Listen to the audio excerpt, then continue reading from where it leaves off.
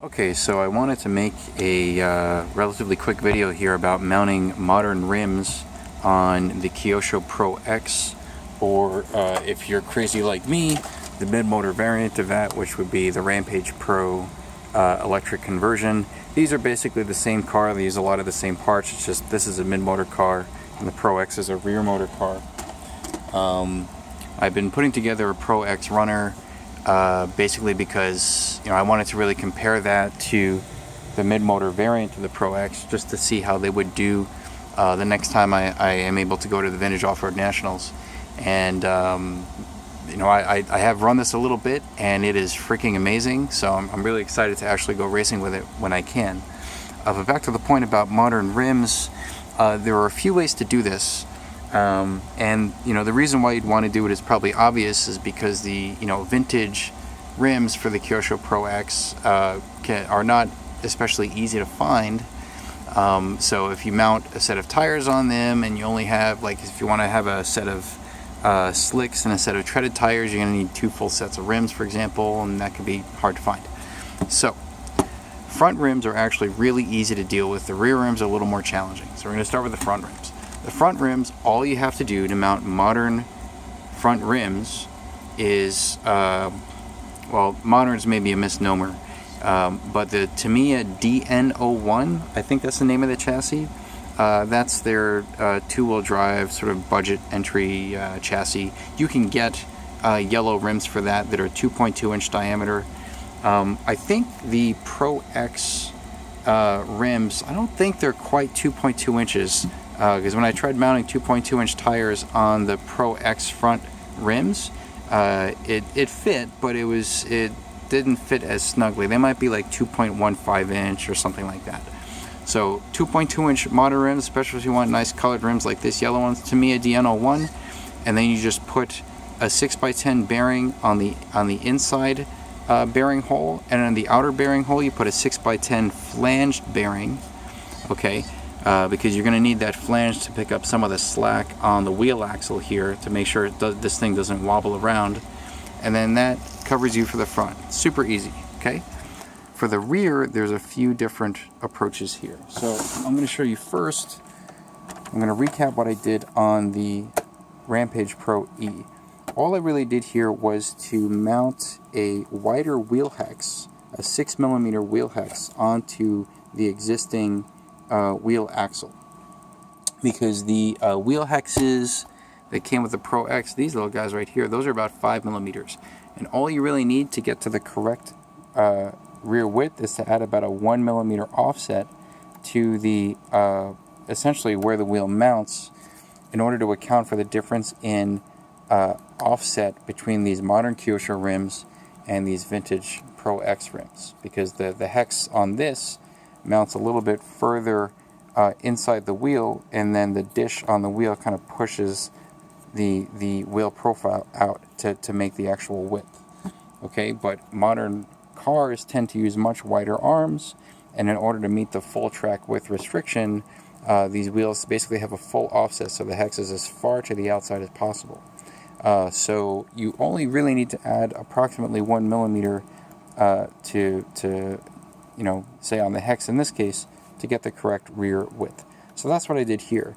Now, the problem I ran into with the Rampage Pro, because I've run this for 2 Vonats events in 2 consecutive years, is that the wheel axles, this piece here, for these the Rampage Pro and the Pro X, same exact wheel axle part, these axles tend to bend, so the universal joints are fine and the dog bones are fine, but for some reason I found myself bending a few of these wheel axles, and it showed up when, like, you flip the throttle and all of a sudden the tire is really wobbly and you're thinking, okay, maybe I mounted the hex incorrectly or something, but no, the actual wheel axle gets bent. So I've had to replace these a few times.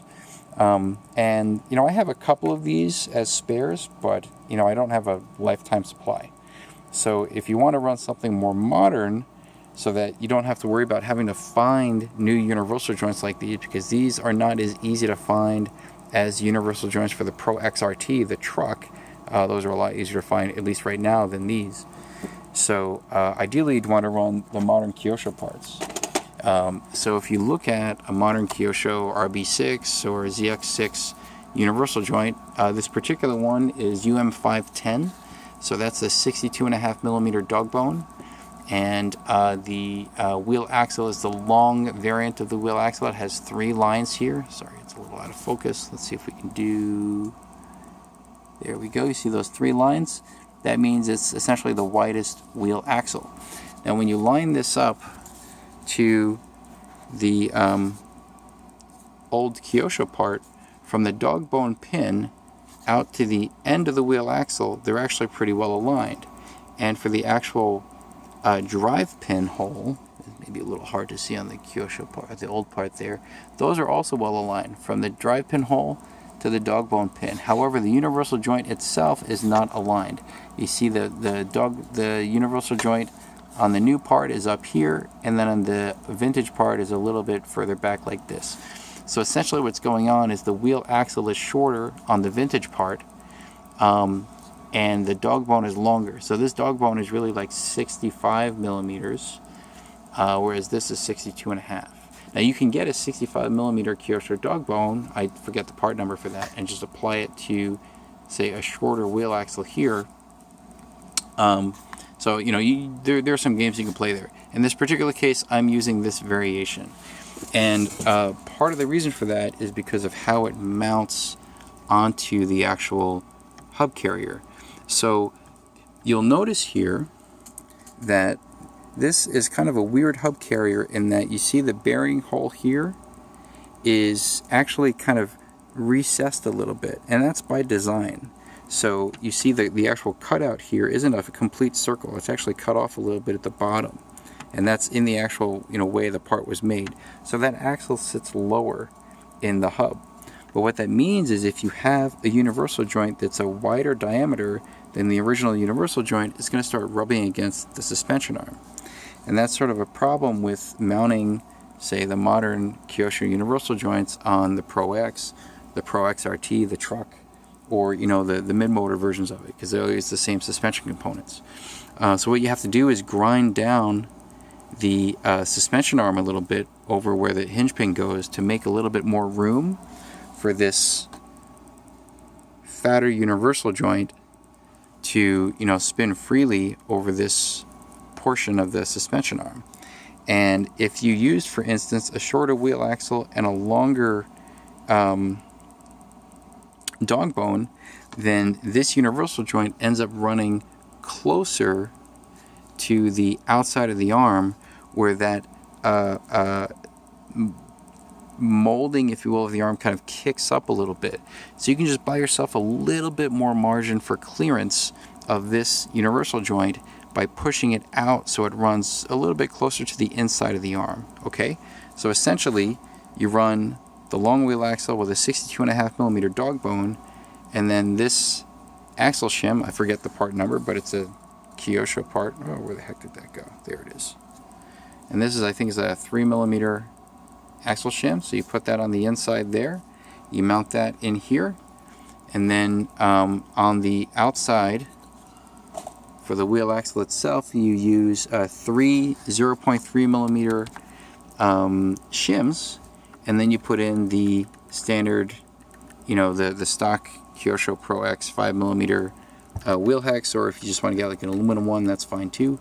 And that increases the rear width by about 1 millimeter, and that gets you to the correct width when you mount a modern rim. Okay, so what's great about this is, you know, these are all modern parts, these universal joints here, so they're easier to replace, and I think they're probably also stronger, because I've never bent wheel axles on the modern Kyosho universal joints, but I've already bent a couple of wheel axles on these older style universal joints.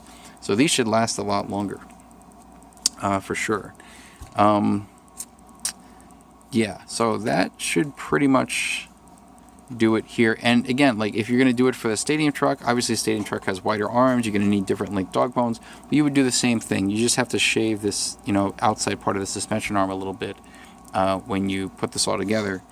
And actually, the MIP CVDs that they used to make for these cars, because I have a few sets of those, they actually tell you to do the same thing, because the MIP CVDs were fatter at the universal joint than the stock Kyosho part, and so you still had to grind out part of the arm in order to accommodate that universal joint. Yeah, so that should be it for this video, and thanks for watching.